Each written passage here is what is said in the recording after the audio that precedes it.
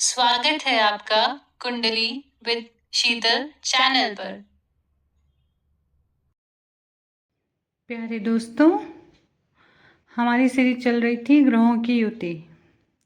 सूर्य और शनि की युति हम आज करेंगे। तो मैं आपको बता दूं कि वैदिक ज्योतिष में सूर्य को नव ग्रहों का राजा माना जाता है। इन्हें जगत की आत्मा, ऊर्जा और आत्मविश्वास का कारक कहा जाता है।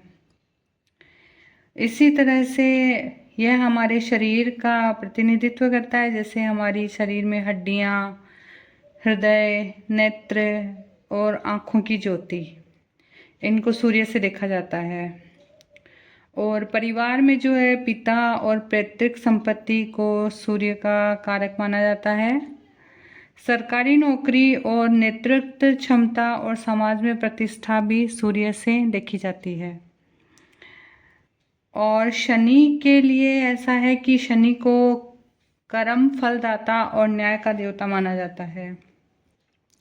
कर्म के आधार पर फल देने वाला और सजा देने वाला, इसका पद भी शनि को प्राप्त है। तो शनि जैसा कर्म करते हैं उसके अनुसार अच्छे बुरे जो भी कर्म व्यक्ति करता है उसी के अनुसार उसे परिणाम देते हैं। और अनुशासन, संघर्ष का पाठ हमें शनि सिखाते हैं, पढ़ाते हैं। धैर्य का पाठ भी हमें शनि के द्वारा ही पता चलता है। तो इसकी जो युति होती है, वैसे तो शनि और सूर्य को पिता पुत्र माना जाता है। सूर्य को शनि का पिता माना जाता है, उनकी माता थी छाया। लेकिन बावजूद इसके एक दूसरे का कट्टर शत्रु माने जाते हैं ये दोनों। कुंडली के 1 से लेकर 12 भाव में इनकी युति एक साथ बैठना वह हमें संघर्ष दिलाता है, और बहुत संघर्ष के बाद सफलता, और पिता और पुत्र के संबंधों में तनाव, ये इस युति के द्वारा प्राय देखने को मिलता है। अब है कि प्रथम भाव में अगर ये युति बनती है तो जातक स्वाभिमानी, गंभीर होता है, मेहनती होता है, स्वास्थ्य में उतार चढ़ाव और जीवन में सफलता पाने के लिए उसे बहुत संघर्ष करना पड़ता है अगर ये युति आपके पहले हाउस में हो रही है। क्योंकि सूर्य पिता है और शनि पुत्र है, लेकिन अपनी माता के अपमान के कारण वह अपने पिता को पसंद नहीं करते हैं। तो अगर तन भाव है आपका फर्स्ट हाउस, तो इसे हम सूर्य का भाव मानते हैं। तो इसमें अगर शनि आ जाएंगे तो वह सूर्य के विपरीत ही होंगे, तो आपका स्वास्थ्य इसमें ज़्यादा प्रभावित होगा।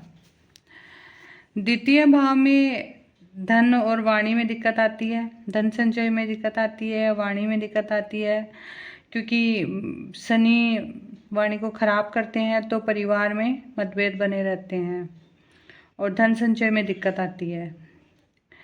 तृतीय भाव भाई बहनों से संबंधित होता है, तो जातक साहसी तो होता है लेकिन अपनी मेहनत का पूरा परिणाम उसे नहीं मिलता है, वह औरों से पीछे रह जाता है और भाई बहनों से प्राय मतभेद रहते हैं।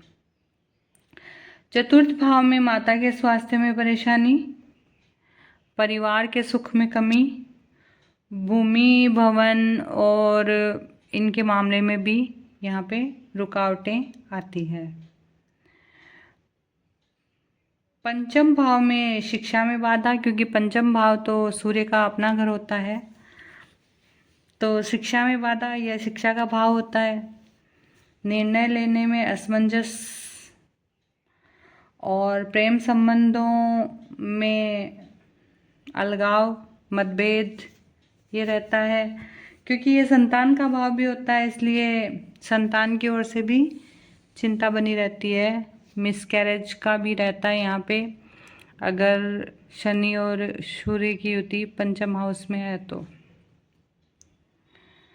क्योंकि सूर्य भी जिस घर में बैठते हैं उस घर के प्रभाव को जला देते हैं, ऐसा माना जाता है।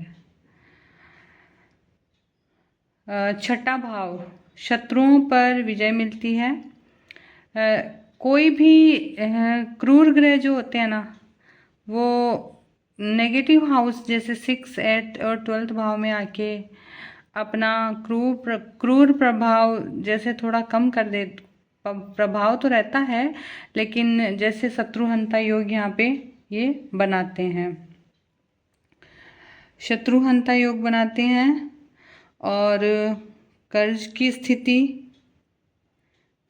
स्थिति यहाँ पे ये देते हैं। और पेट से संबंधित, पाचन से संबंधित समस्याएं यहाँ पे जातक को मिलती है जब ये 6 हाउस में होते हैं। और मामा पक्ष में तनाव।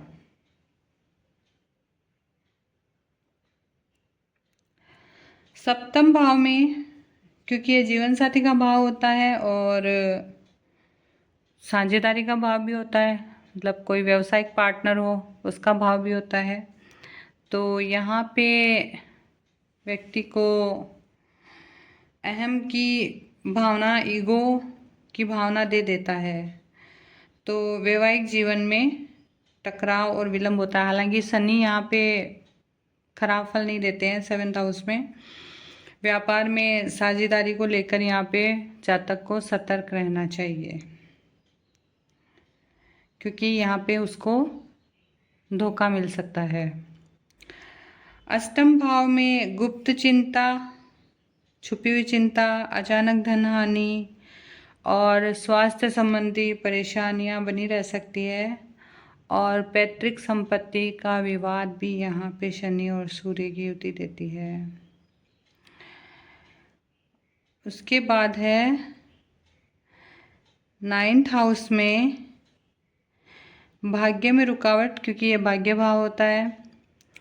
और पिता के साथ वैचारिक मतभेद, क्योंकि यहाँ से पिता का विचार किया जाता है। और धार्मिक कार्यों में, क्योंकि यह धर्म का भाव भी माना जाता है, इसलिए धार्मिक कार्यों में यहाँ पे अरुचि हो जाती है। जातक नास्तिक या तर्कवादी, वाद विवाद करने वाला हो जाता है। दशम भाव जो कैरियर का भाव होता है, कर्म भाव होता है, तो क्योंकि ये शनि का अपना घर होता है, इसलिए शुरुआत में संघर्ष होता है। लेकिन जब जातक बहुत अनुशासित हो जाता है तो बड़ा अधिकारी या सफल व्यवसायी बनता है, क्योंकि शनि हमें अनुशासन सिखाते हैं, धैर्य सिखाते हैं। तो ये ऐसा ग्रह है जो व्यक्ति को एकदम निचोड़ कर उसका पूरा और उसको एकदम क्लीन कर देता है। और जब व्यक्ति क्लीन हो जाता है तो फिर शनि अच्छे फल देने लग जाते हैं।